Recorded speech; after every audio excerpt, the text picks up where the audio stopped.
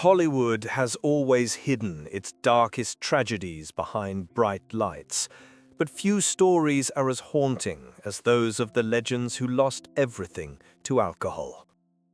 These were icons once worshipped by millions, talents who shaped entire eras, faces that defined what cinema could be. Yet behind their fame, a destructive force quietly pulled them into a downward spiral. Many of these stars died young, isolated, bankrupt, or forgotten, their brilliance overshadowed by addiction. In today's story, we revisit 10 Hollywood legends whose lives were shattered by alcohol and uncover the painful truth the industry tried for decades to bury. Clark Gable. The breaking point came during the filming of The Misfits in 1960, when he stumbled onto set so drunk that he forgot the dialogue he had rehearsed for weeks, forcing the production to halt for hours. That man was Clark Gable, the king of Hollywood, whose charm and authority defined an entire era of American cinema. Known for Gone with the Wind, his commanding screen presence made him one of the most bankable stars in history. But privately, Gable drowned his exhaustion, loneliness, and decades of emotional wounds in alcohol. His marriage to Carole Lombard had been the anchor of his life, and her sudden death in 1942 shattered him beyond repair. From that moment, drinking became his refuge. Gable pushed himself through grueling film schedules, often hiding whiskey in his trailer, ignoring doctors' warnings, even as his health began to fail. Friends noted how the sparkle in his eyes dimmed, replaced by a permanent fatigue. By the end of The Misfits, Gable's heart was barely holding on. He suffered a massive heart attack soon after filming and died in 1960 at 59. A legend whose strength on screen concealed the silent destruction happening within. Corey Monteith.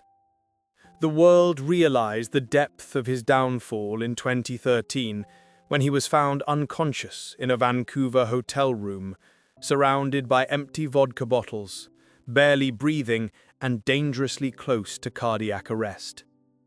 That man was Corey Monteith, the rising Hollywood star whose warmth, charisma, and breakout role in Glee made him a global phenomenon. To millions, he was the charming, wholesome face of a new generation. But behind the fame was a long, painful struggle with addiction that began when he was just a teenager. Monteith had battled alcohol and substance abuse for years before fame found him. Stardom brought pressure he wasn't prepared for. The constant scrutiny, the expectations, the fear of failing publicly.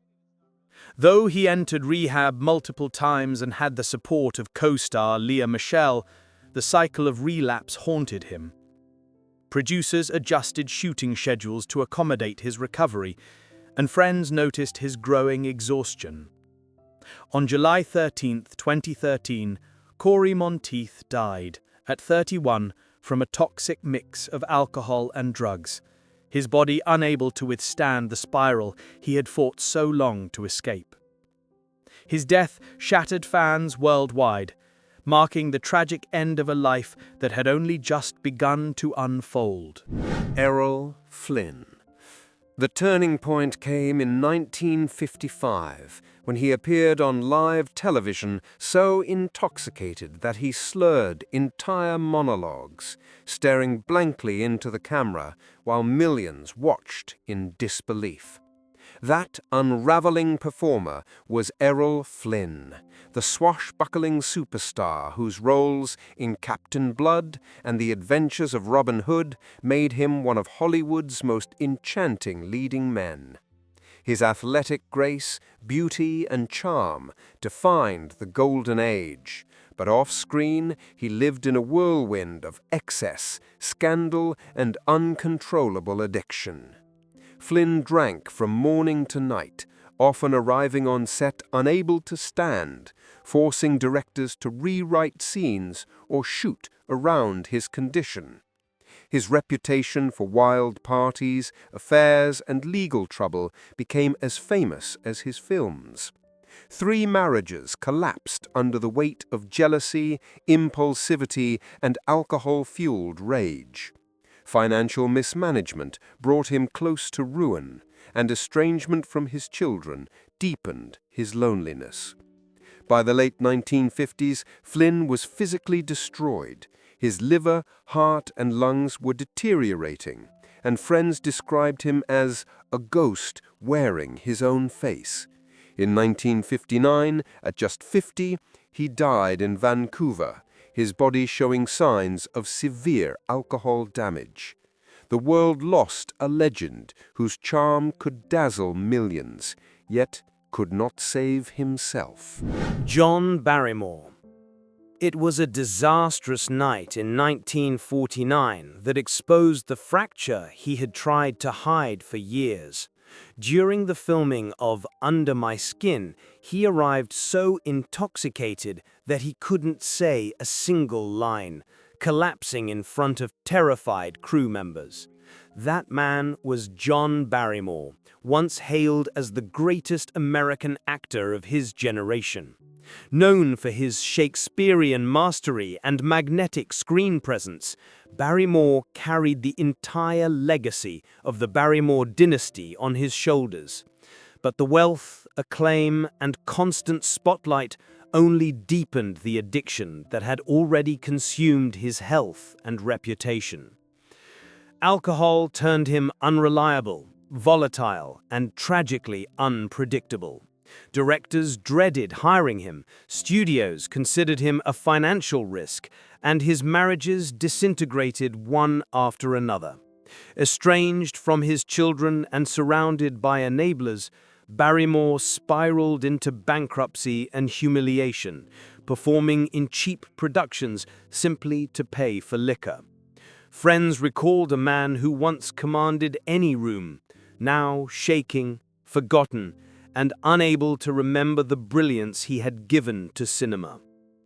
John Barrymore died in 1942 at 60, his body destroyed by years of drinking. Even in death, he became a cautionary tale, a king of the stage undone by the addiction he could never defeat. John Belushi. The moment that exposed everything happened in 1977, when he was rushed to the hospital after vomiting blood during a performance that should have marked his triumphant return. That collapsing figure was John Belushi, the explosive comedic force who redefined American humor in Saturday Night Live and became a cultural icon with the Blues Brothers. Belushi's energy, improvisational genius, and magnetic personality made him unstoppable on screen. But privately, the pressure to remain the wild one pushed him toward an increasingly destructive addiction. Though widely known for drug abuse, few realized how deeply alcohol dominated his life. He drank heavily before shows, during rehearsals, and long into the night, with friends recalling his inability to stop once the first drink touched his lips.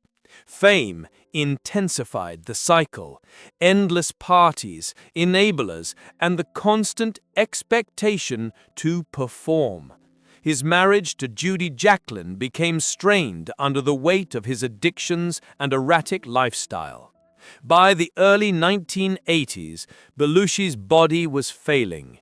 On March 5, 1982, he was found dead at just 33, the result of a tragic combination of alcohol, drugs, and relentless pressure. His death became a symbol of Hollywood's brutal cost on its brightest talents. Mickey Rourke's The fall became undeniable in 1983 when he was arrested after wandering drunk through a hotel hallway. unable to remember his own room number or even why he was there. That man was Mickey Rourke's idol and Hollywood's original rebel, the legendary Lee Marvin, a powerful presence whose gravelly voice and rugged charisma shaped films like The Dirty Dozen and Point Blank. Marvin was a war veteran, an Oscar winner, and a symbol of masculine toughness, but behind that exterior lived a restless, tormented soul who relied on alcohol to quiet the chaos within. Long before fame arrived, Marvin drank heavily to cope with trauma from his wartime experiences. Success only magnified the problem. Studio parties, endless bar nights, and a reputation for being the drunk you still couldn't ignore. His marriage to Betty Marvin deteriorated as his binges escalated, and friends grew used to his violent mood swings and bar fights. On set, directors struggled to keep him sober long enough to finish scenes, often filming around his hangovers. By the late 1980s, years of alcoholism had ravaged his immune system and weakened his lungs. Lee Marvin died in 1987 at 63, leaving behind a legacy of brilliance, overshadowed by the addiction that followed him to the grave. Oliver Reed. The collapse everyone feared arrived in 1989 when he was found on the floor of a New York apartment, surrounded by empty liquor bottles, unable to speak, unable even to recognize the friend who called his name. That broken man was Oliver Reed, one of Britain's fiercest screen presences and later a Hollywood powerhouse, known for Women in Love, The Three Musketeers, and eventually Gladiator. Reed's raw intensity made him unforgettable on screen, but off-screen, alcohol ruled every corner of his life. His drinking was legendary, even by Hollywood standards. Pubs banned him, studios feared him, and interviewers never knew whether they would get brilliance or chaos. Reed drank during filming, between takes, and on nights he had promised to stay sober. His marriage suffered under the weight of his unpredictable rages and long disappearances, and friends who tried to intervene often found themselves pushed away. By the 1990s, the industry hesitated to hire him despite his talent, worried he would not survive a production. During a break in filming Gladiator in 1999, he challenged several sailors to a drinking contest and collapsed shortly afterward, dying of a heart attack at 61. His final performance was magnificent, but his final years were marked by a battle he never won. Paul Newman's. The unraveling became impossible to hide in 1958, when he showed up on the set of Cat on a Hot Tin Roof, shaking so violently from withdrawal that the crew feared he would collapse before filming even began. That broken figure was Paul Newman's closest friend and rival, the legendary Montgomery Clift, once hailed as the most gifted actor of Hollywood's golden era. Clift redefined acting with his vulnerability, his quiet intensity, and a beauty that made him an icon long before the word existed. But behind that fragile brilliance was a man battling demons no studio dared acknowledge. After a near-fatal car crash in 1956 disfigured his face, Clift turned increasingly to alcohol and pills to numb the physical and emotional pain. His friendships deteriorated, romantic relationships collapsed under the weight of his addiction, and producers reluctantly insured him only at enormous cost. Elizabeth Taylor tried desperately to save him, but even she could not stop the downward spiral. By the early 1960s, his once extraordinary talent had become overshadowed by erratic behavior and dependence on substances. Montgomery Clift died in 1966 at just 45. his final years described by friends as the longest suicide in Hollywood. Richard Burton. It started with an incident the studios tried desperately to hide. A morning in 1963 when crew members found him slumped in his dressing room, surrounded by empty bottles, unable to stand, unable even to remember the scene he was supposed to shoot. That collapse marked the beginning of the end for Richard Burton, one of Hollywood's most commanding figures. Known for his thunderous voice, his Shakespearean brilliance, and his 6 Oscar nominations, Burton rose from Welsh poverty to global superstardom. But behind that charisma was a man imprisoned by alcohol. His marriage to Elizabeth Taylor became legendary for its passion, but privately it was fueled by violent fights, jealousy, and endless drinking. Directors built shooting schedules around his hangovers, and insurance companies hesitated to cover his films. Burton himself admitted he could not perform without a drink in his hand.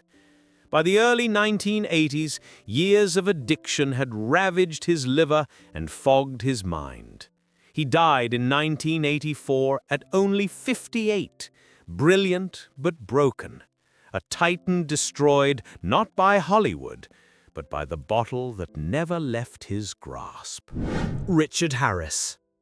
The moment the facade shattered came in 1981, when he was hospitalized after collapsing during a promotional tour, his blood alcohol level so high that doctors were stunned he was still alive.